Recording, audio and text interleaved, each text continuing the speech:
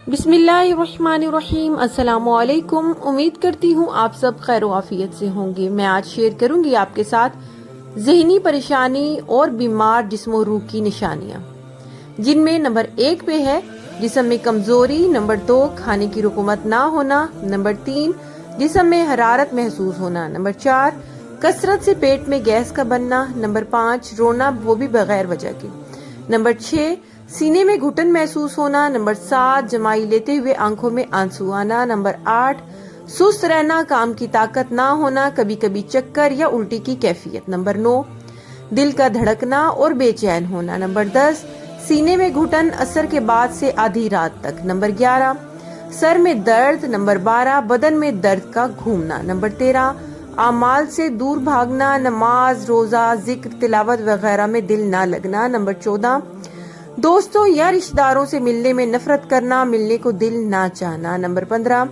औरतों के बाल का गिरना, कोई भी इलाज कर लें बाल गिरते रहेंगे, अफाका नहीं होगा, नंबर 16 किसी काम में माहिर होना और उसे करते हुए बीमार हो जाना या सुस्त पड़ जाना।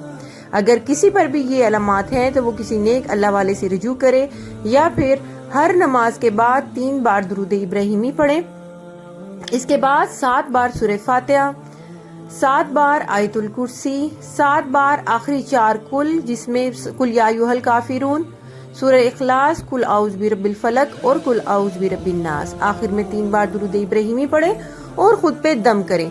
जब तबीयत में बेहतरी आए तो इसकी तादाद 3 कम कर दें, लेकिन तमाम जितनी भी सूरतें हैं सबको 3-3 दफा पढ़ें और सुबह शाम सूरह कलम की आखिरी 2 आयत 7 बार पढ़ के खुद पे दम करें अव्वल आखिर दुरूद इब्राहिमी के साथ। रोजाना की बुनियाद पर सदका जरूर दें, बेशक 10 और 20 रुपए या खजूर ही सही हो।